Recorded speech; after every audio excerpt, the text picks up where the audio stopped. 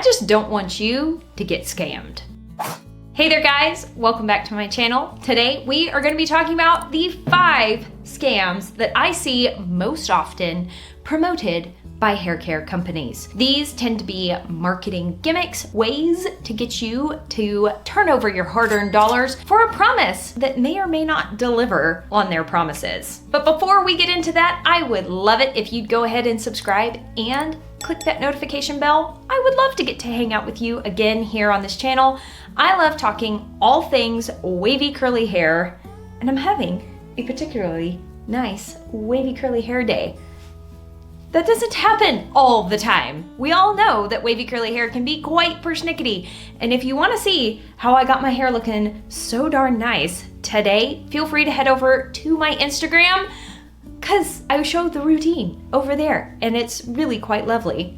But if you don't feel like heading over to Instagram, never fear. I do have a lot of videos on this channel showing exactly how I wash and style my wavy curly hair, and I do my best to help you embrace the hair that you are fearfully and wonderfully made with, because I know how transformative that was for me in my life. Finally realizing that I didn't have bad hair, I actually had wavy curly hair, and my hair just needed some different things than people with straight hair. If this video is helpful to you, please give it a thumbs up. It really does help me out, and it lets me know that the video actually accomplished its purpose in that it was actually helpful and beneficial to you. It's just like giving me a little tap on the shoulder saying, yep, Courtney, that was it. Thank you. The first scam that I see so often that hair care companies do is they have a miracle ingredient that they are promoting. But when you look at the ingredients label on the back of the bottle, that miracle ingredient that they're like, yes, this product contains X ingredient. You look at the ingredients label, it's the last ingredient on the ingredients label. They literally just threw it in there in the tiniest bit of concentration just so that you would buy the product and turn over your hard-earned dollars. As a general rule, the order of the ingredients on the ingredients label is a reference to the concentration on the ingredients label. So if you see the miracle ingredient that they are promoting and it's in last place, that's a dead giveaway that it is the least concentrated ingredient in the product. Suave, I'm looking at you. This is the biggest offender, in my opinion, of this particular scam. Rosemary shampoo, last on the ingredients label. Argan oil shampoo, last on the ingredients label.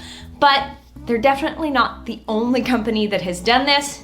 So keep your eyes peeled for this. If you are super interested in incorporating a specific ingredient into your ingredients label, make sure you flip the bottle over, look at the back of it, read those ingredients labels, and see exactly where in the formulation that ingredient winds up. Better yet, buy a product that discloses the percentage of that ingredient in their product. That way you know for certain exactly how much of that ingredient you're actually getting, how much benefit you're able to get from that. I hate to say this one too, I feel like I'm gonna get some flack, but the second scam is those DIY hair kits. I know, I have been seeing the comments. You guys have been dying for me to review Function of Beauty DIY from Target. There's another one that's not Function of Beauty and I can't remember the name of it, but it's also at Walmart. Basically, these are base shampoos and conditioners, and you can purchase the add-ons like protein, like shine complex, which is basically just a bunch of oil, curl complex add-in, and so on and so forth. It's a shampoo bottle that you buy the add-on and you open up the shampoo and you add the extra ingredient to it, mix it up, and use the product. I understand why this is so appealing. As somebody who loves to experiment with hair care and gets really invested in the ingredients in my products, the idea that I get to control the ingredients that go into my products, like I'm the one physically doing it, that's appealing. That sounds really cool to me. In fact, I have made a lot of concoctions in my kitchen and put them on my hair. I get the appeal, I really do.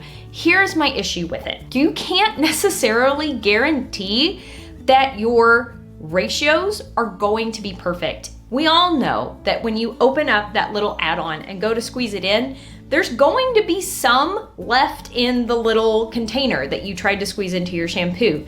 Second issue, you may try and mix that up as best you can, but I can guarantee you that you do not have an industrial mixer in your home that they would have had in a cosmetic chemist type lab situation in a shampoo production area. You're not going to be able to mix that in as well as it could have been mixed in an industrial type setting. And the last issue that I see is contamination. If you are doing this in a non-sterile environment, you are potentially introducing mold and bacteria into your shampoo when you add the new product in it. This is one reason I really hate products in a tub, because you have to like open the whole tub and dip your hand in there, and like there's so much contamination that happens. This is why I personally really enjoy products that are in a pump or at least in a squeeze tube. The contamination level is greatly minimized. So this is one reason you haven't seen me play around with these DIY hair kits and give my thoughts on them, because there's just too many things about it that don't seem that awesome to me. Scam number 3 is when a bottle will say 98% all natural formula, and you look on the back and you are seeing ingredients that you know for certain aren't necessarily natural, but they were naturally derived from coconut, when in fact it's just a surfactant that is derived from coconut. The whole natural, clean marketing bit for cosmetics, I understand the appeal of that one as well. I went through a season when I was really driven by fear of using toxic products that were going to harm me, that really influenced how I purchased products, when in fact, it was just companies taking advantage of the fact that I was afraid of poisoning myself, that people had told me I was going to poison myself and that certain ingredients were toxic, that I would purchase products that leaned more natural. Well, guess what? Poison ivy is all natural, and it is something that is incredibly inflammatory and toxic and like not good for you.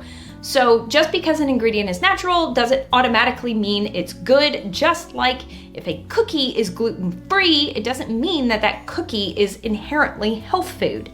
So don't get roped into the it's natural as being a good thing for you to spend your money on. It doesn't mean that it's necessarily better or worse. Just don't be driven by fear in your purchases, and know that as a general rule, it does not behoove companies to poison their customers. It leads to less customers. So companies are doing what they can in order to produce products that are safe and effective for their customers, because that in the long run is going to benefit them. And usually, if you read those 90% all natural ingredients labels, they're really not all that natural anyway. They're using highly effective ingredients that have been derived from a natural source, but aren't necessarily all natural. This one really gets me. Scam number 4 is misleading before and after photos advertising a miracle repair serum. Not only does it irritate me that these before and after photos usually show someone with more wavy hair that then gets incredible amounts of heat styling and flat ironing to have sleek, glossy hair with this magical repair serum. See, their hair was so frizzy and floofy to begin with, and they used our serum and also got a crap ton of flat ironing done, and see, now they look so sleek and smooth and shiny. That irritates me so much.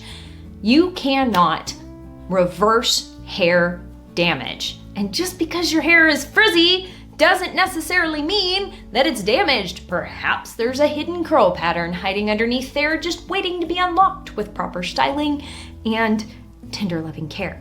But Usually, these miracle repair serums are very silicone heavy, which do a fantastic job of coating the hair, smoothing out that roughed up hair cuticle if there is damage. Damaged hair is usually hair that has a lifted or elevated hair cuticle that makes it look rough and tingly and dull and not shiny. When these silicone heavy serums coat the hair, they smooth down that cuticle, make the hair look shiny, and obviously the heat styling is going to smooth everything into place. No, you cannot reverse hair damage with a serum.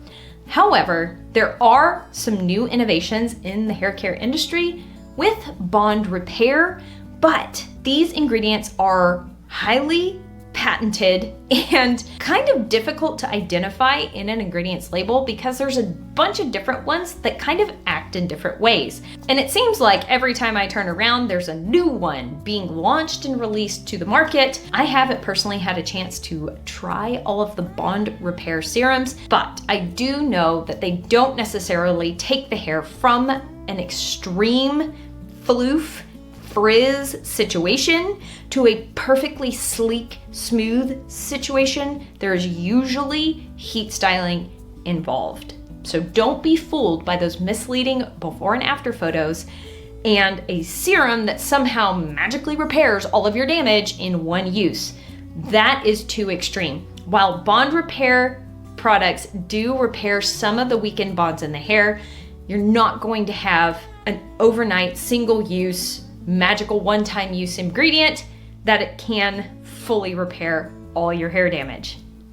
It's getting better. They're getting better with their bond repair products, but we're not there yet. The last scam is Miracle Growth hair products. There is no one product that you can apply topically to your hair that will magically make the hair sprout faster out of your body, increasing the rate at which your hair grows. As a general rule, your hair will grow anywhere from 1/2 inch to 1 inch per month. This is the average human rate of hair growth.